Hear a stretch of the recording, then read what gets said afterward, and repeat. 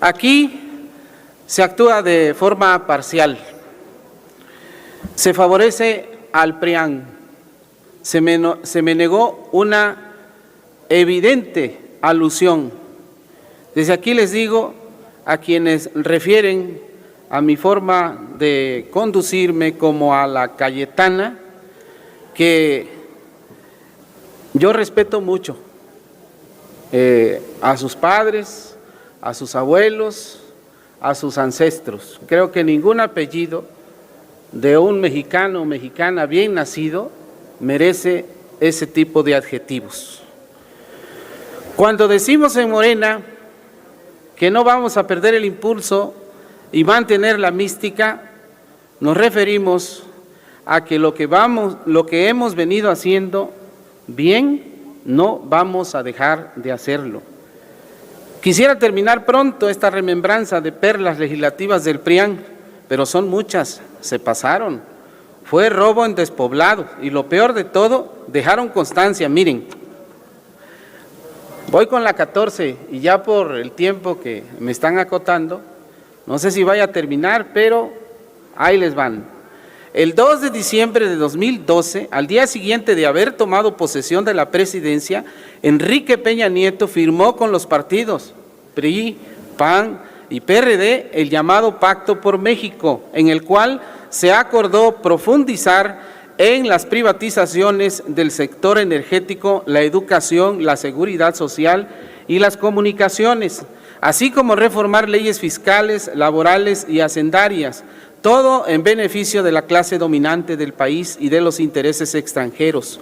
Poco antes, el 30 de noviembre de 2012, diputados y senadores del PRI y del PAN aprobaron la reforma laboral que eliminó derechos históricos a los trabajadores al permitir la subcontratación, el pago por horas y sin prestaciones. Miren qué casualidad, hoy el presidente presenta una iniciativa para abolir todo esto que mal hicieron los prianistas. 15. El 13 de diciembre de 2012, la Cámara de Diputados aprobó la mal llamada reforma educativa, que tenía como consigna someter al magisterio y avanzar en la privatización de la enseñanza.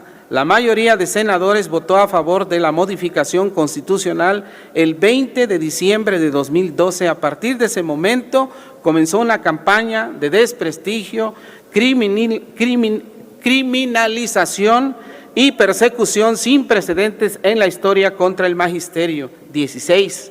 El 18 de diciembre de 2012, el Senado aprobó las reformas constitucionales en materia de telecomunicaciones realizadas a los artículos 6, 7, 27, 28, 73, 78, 94 y 105. Estas modificaciones garantizan los derechos de las empresas, pero no los de la ciudadanía, y permiten la censura previa y violan el derecho a la privacidad. Además, los legisladores de ese entonces dejaron fuera a las radios comunitarias indígenas y los derechos de las audiencias. La Ley de Telecomunicaciones creó el Instituto Federal de Telecomunicaciones para regular el sector al sector. Sin embargo, este acabó favoreciendo a los agentes económicos preponderantes que han fortalecido su presencia en el mercado. 17. En octubre de 2017, el Senado aprobó nuevos cambios a la Ley de Telecomunicaciones y Radiodifusión que fueron considerados un retroceso democrático. Se nulificó el derecho de las audiencias, pues se eliminó la facultad de la Secretaría de Gobernación de supervisar los contenidos y velar por el cumplimiento de los derechos constitucionales. En los hechos, se dejó sin sanción el incumplimiento del respeto a los derechos de las audiencias infantiles y la diversidad, y se omitió la obligación de observar un lenguaje no sexista y de no promover la violencia. 18. El 17 de octubre de 2013, La Cámara de Diputados aprobó la reforma hacendaria que significó cobrar más impuestos a la mayoría de los contribuyentes, manteniendo los privilegios fiscales para las grandes empresas y los bancos. La reforma aprobada por el Legislativo y publicada en el Diario Oficial de la Federación el 11 de diciembre de 2013 fue modificada por la Presidencia mediante 2 decretos del 26 de diciembre de 2013. En ellos se estableció que el Ejecutivo tenía facultades para ejercer en la práctica un poder determinante en la definición de la política tributaria. El artículo 39 del Código Fiscal de la Federación en la Cámara de Diputados de 2014 lo habilita para condonar o eximir total o parcialmente el pago de contribuciones y sus accesorios y conceder subsidios o estímulos fiscales. 19.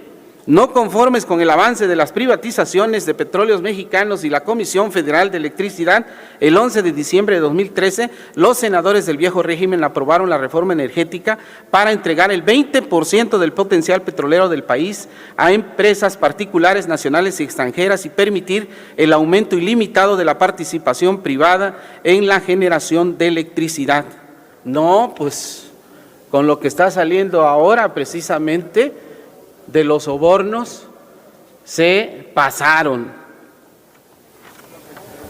Me quedan 2 minutos, Presidenta.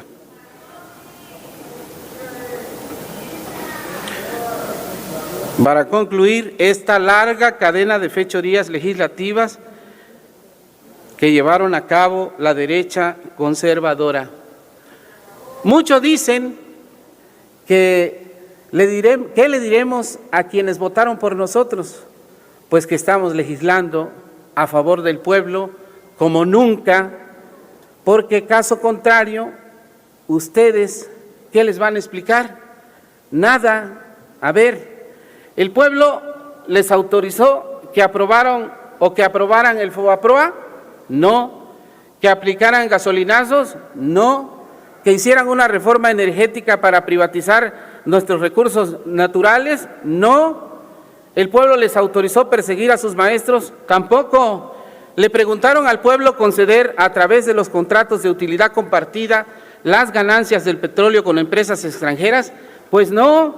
Así que no nos van a poner en el mínimo contratiempo y les vamos a revirar. Que no se use la tribuna para atacar al presidente. Permítame un momento, diputado. Claro que sí, Presidenta. García. Adelante. ¿Con qué objeto, diputado Porras?